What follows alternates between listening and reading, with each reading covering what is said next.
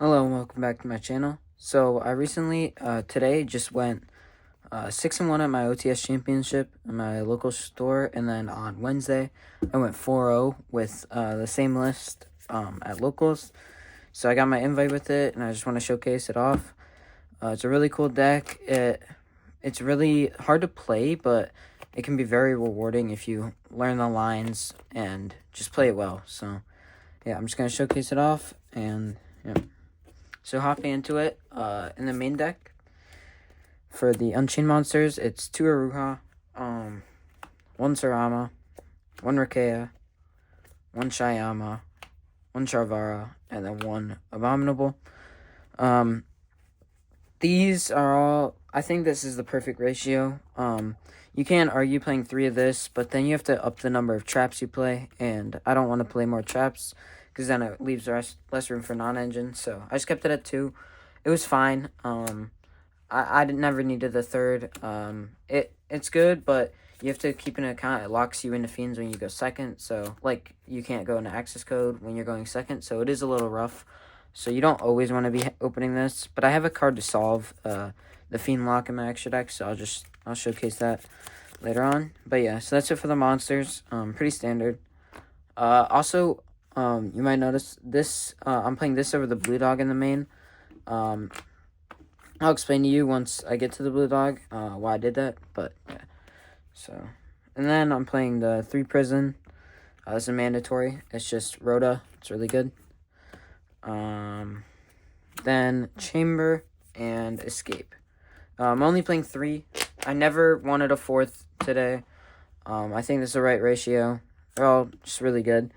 I was ending on escape a lot today, which was nice. It was really nice to play around. I played around an evenly match. My board, I got in hand trapped a bit before, and then my board was like, just like Solar Rage, another Unchained monster, and then escape set. So, or no, it was Rakea, Shyama, and Rage, and I just went Rakea, pop, my other Unchained, and then escape, pop, and then yeah. So I only had to banish the escape that I activated, and the rest was saved. So, and then I ended up winning that game.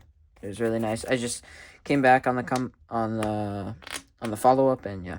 So that's it for the Unchained cards. I kept it pretty like short and sweet. Like, I'm not trying to break on any of them. And in my opinion, the best cards in the deck are what you want to be playing a lot of, and I'll showcase that next. So, 3 Engraver. These best cards in the deck. 1 Lacrima, 1 Lurie, 3 Tracked, 1 Sanct. These all are just really good. They can all be 1-card combos. Just all by themselves. They're really great starters. So you just want to max out on the engine. I would never play 3 Sanct. You don't need all that engine. Like, you already play like 13 1-card starters, and then all these can act as like extenders or 2-card combos. So when compared with the combined with these, so this is all you really need. Sanct was crazy though. All day I was going Engraver searching Sanct over Tracked, because then if they drilled me on res, instead of having a Tracked, I would have a Sanct, and Sanct lets me play through Droll because it just summons the token, and I can go into Requiem that way. So it was really nice. I was happy I played this card. Originally, when I first built the deck like 3 weeks ago, I ended up cutting this card, but I'm glad I put it in last second. It was really good.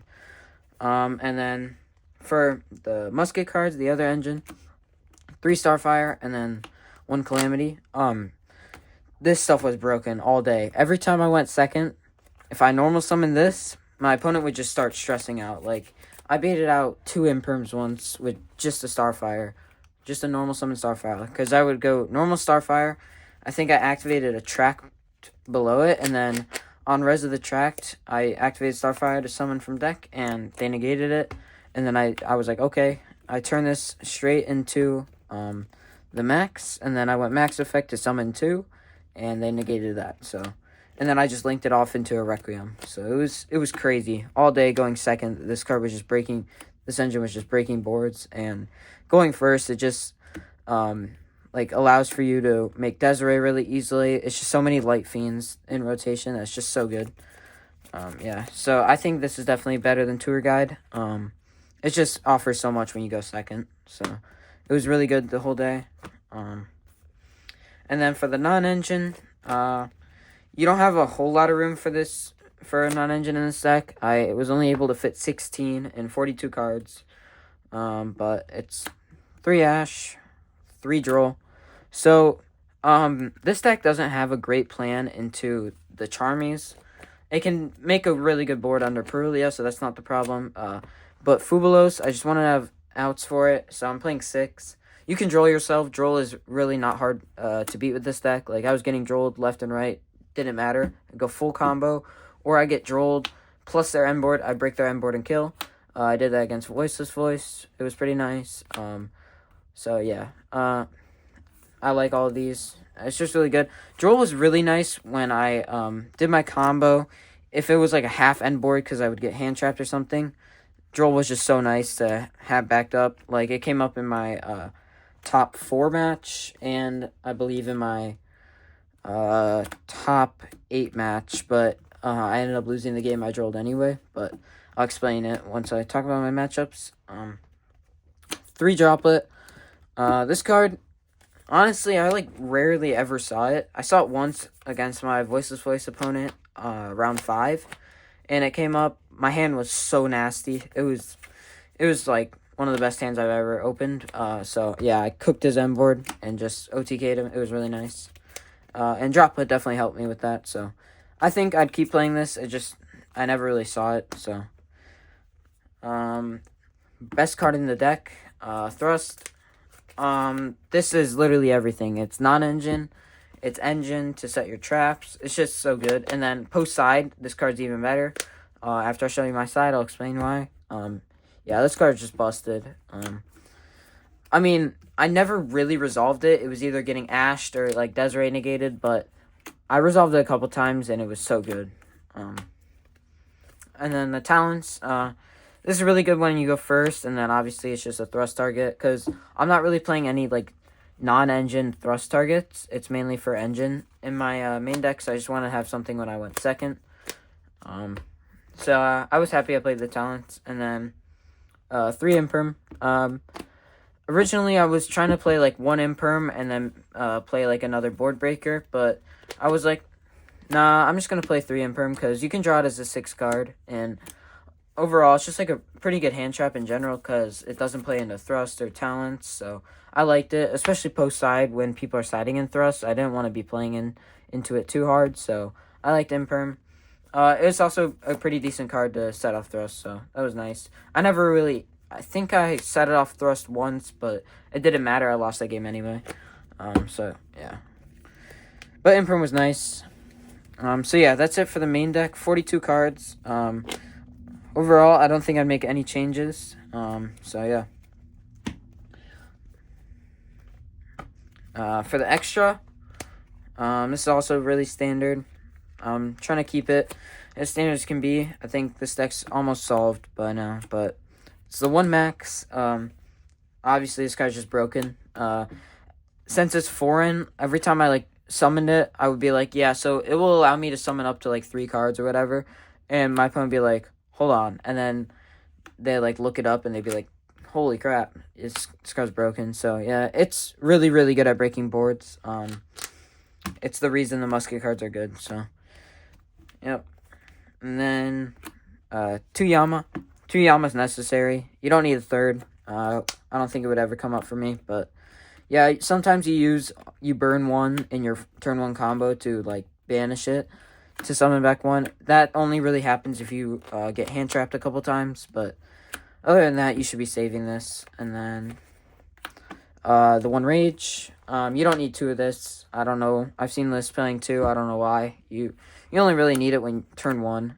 I made this when I went second once, just to get, like, the add back effect, and then I triggered Yama Engrave, which, that play was nice, but you don't, like, that never comes up, so I don't think you need to play multiples of these. And that only comes up if you're planning on killing your opponent, otherwise you want to end on this, so you wouldn't make that trying to break your opponent's board. Anguish, Abomination. Never made this, but in theory it's the play when you're fiend locked, but I just have a better play that I go for every time. And then Anguish is just really good. Clears like Druce Worms, which I never had to face, but in theory it's there. But I was just making this a lot because it's like my only Link 3, so I would just make it before I go to access code. Actually, I play one other Link 3, but I'll get into that later. So yeah. Those are all the Unchained stuff, plus the max, and then just requirements. You need play SP and you need play access code. I think I made this every single round. Access code was broken. Just clearing fields is so nice and just easy OTK. And then SP, you make it with Rage. I wanted to play 2. I don't know why. I thought it would come up, but you never need to play 2. I was just trying to cook, but it was never needed. For the Fiendsmith package, playing a pretty big package.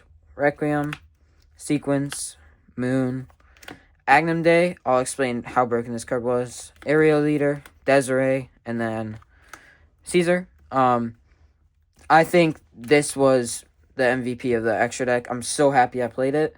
I made it so many times. Like, my opponent was reading it every time I summoned it. It was so good. I summoned back my Desiree so many times. Just like, and one play, on the comeback, like, I passed my turn. He played in my board. It kind of got into like a grind state. This card was just so good. I summoned back my Sequence, used Sequence effect, summoned back my Desiree that had got outed. It was just so nice, and it's just so easy to OTK with this card. Like, if you have a Desiree and then it's equipped with Agnum Day and Sequence, it was just 5,800 attack. It's just so good. Like, and all your Unchained cards are pretty big bodies, so it was really, I was finding like the OTK lines really easily all throughout the day. So yeah, Agnum Day was just broken. I think you need to play this card if you're trying to play this deck. It's so good. It comes up in combo lines too, where you can end with this in the graveyard and your Desiree in the graveyard. So let's say you made both of these in your combo, linked them both off, and then you have your the new guy, the Lacrima, in your grave as well. On your opponent's turn, Lacrima can summon back the Agnum Day by shuffling itself back, and then you can use the Agnum Day since it's a quick effect to summon the Desiree and equip. So like, I was doing that a lot. I was using the Desiree to link off into like Yama or whatever, and then on my opponent's turn I'd get the Desiree. So I was like ending on Desiree, Caesar, Rage all the time today. It was really nice. So yeah, Agnum Day was broken. That's it for the extra. Moving on to the side. I played 3 Perulia. I don't own Fubulos, but and sometimes this card's just better than Fubulos. It's really nice. I opened two of it against my I think it was Melodious opponent, and he ashed the first one, and I go Chain will charm me, and it was funny. And then yeah, so it was pretty good. I only saw it a couple times though. I mean, if I saw it more, obviously it would have been better, but yeah. I'm just gonna play it because I don't have Fubulos right now, but yeah. I played the Gamma package. This was really good. This was going in when I went second, like almost regardless on the matchup. It was just really good every time I opened it. I don't think I drew Gamma, but I opened Delta a couple times, and it was really nice. I opened it against Melodious opponent and negated the Ostinato, which was really nice. And yeah, I can't really think of other times. I think I opened it against Mermail, and I hit their cross out, which was crazy. So yeah, it was really nice. I don't think I'm gonna take this card out in the near future. It was really easy to just side in whenever side patterns got awkward, because I played a lot of Rogue, because it was locals and OTS championship, so it wasn't all meta, and this card was just really good. Even into meta, like if I'm going into like a Ubel or Snake Eyes deck, I'm gonna side this in. It's just really good. And then here's the Blue Dog. So I decided to side it. I think it's way better than Abominable when you go second. Just because that lets you link off your opponent's cards, which is just a crazy broken tech in like any card to have the ability to do that. So I think it's definitely worth playing no matter like where in your main or in your side. But I think it's just a little bit better in the side than Abominable, because Abominable can like be an interruption on your opponent's turn. And I like it better than this when I go first. So I just wanted to have the Abominable in the main and then this in the side. So like every game they were just getting swapped out, depending on if I was going first or second. And then all the 1-ofs, 1 Harpies, 1 Dark Ruler, 1 Soul Release, and then Called By. So these are all just thrust targets. I actually hard drew this in top 8, and I'll explain my matchups, like how it went down. It was pretty crazy. Called By, I drew it once the whole day, and it was against Sky Striker. It was broken. I hit the Ray, and it was game. So yeah, that was really nice. Soul Release, for the FK matchup, I dodged Fire King the whole day, but I played against normal Snake Eye, and I still sided this in because it can kill the recovery. I didn't end up using it, but in theory it's for that. And then same with Dark Ruler, I never used, but yeah, this is mainly just for U-Bell because that deck has a scary end board, so I just wanted a Dark Ruler to be in my deck. And yeah. And then for going first, obviously the Called By is for going first as well, but D-Barrier, DDG, and then Magic Deflector. I made a last-minute decision to put in Magic Deflector. I just expected there to be more Rogue, and this card just hits Rogue sometimes harder than either of these would. It was really good against... if I had seen it, it would have been really good against Voiceless Voice, which I played, but same with D-Barrier, so... I don't know if this is worth a spot, but honestly, I don't know what else I would put there, so it was fine. DDG came up in top 4 against my U-Bell opponent. I opened it. I hard opened it, so that was obviously just really good. Plus my end board, so it was nice. Yeah, so that's it for the deck. My matchups today were round 1. I lost to Tenpai. I got Shifter, Charmed, Gamma, something like that. It was pretty broken. So yeah, I lost that one. And then round 2, I played against Striker. Round 2 I played against Mermail. I got that one 2-0. Then I played against Striker. Got that one 2-0. It was blind second Striker. And then round 4, I went against Melodious. Got that 2-0, but we almost went into time. We had a really grindy game 2. And Agnum Day was clutch in that game. It was broken. It was Fiendsmith Melodious, so not the standard build. And then round 5, I played against Voiceless Voice. Got that one, I think, 2-1. I 2-1'd him. And then, so I won that. And then Top Cut, I played against the same Voiceless Voice player that I had just beaten, who was X2, so he barely made it in, but I beat him again, and it was crazy. So I ashed, I think it was like I forgot what he started with, but I ashed whatever he started with, and then he normal Diviner, did the full shebang or whatever, and then he went Thrust, set DDG. I was like, it's over. This was game 3. I was like, it's just over. And then he passed his turn, and I think he misplayed a bit because he didn't end up getting, or I don't know, his hand might have been a little rough, but he didn't end up ending on the Omni Negate. So I just went main phase, Harpies, got rid of all his recovery and his trap, and then he chained his DDG, and then it kind of locked me out. So I just went like, he had an SP on the field too, so I went, I think it was Prison, Search, Sharvara, and then I set another Prison for my hand, and then Sharvara popped the Prison. I didn't activate the Prison, though, because he had SP, so if he just chained SP target my Sharvara and his SP, it wouldn't matter what I summoned, so I just didn't activate it to summon, and then I beat over his SP, and then passed it back to him, and he had no play. His hand was, like, Droll, and I'm blanking on the card, but it was one of the big Voiceless Voice bodies. So he was forced to pass it back to me, and I had Tracked and a Ruha, I believe, and I beat the Droll. It wasn't really hard, and yeah.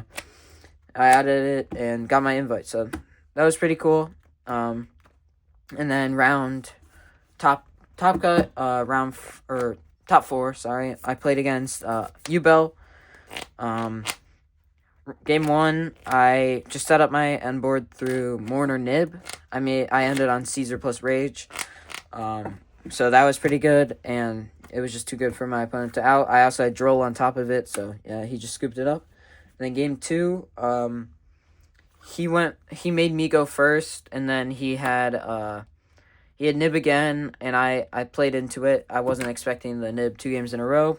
I should have, though. I didn't play around it, and yeah, I got punished. And since he made me go first, I had the thrust, but I didn't have any good cards to set off of it, so I just set like an Imperm.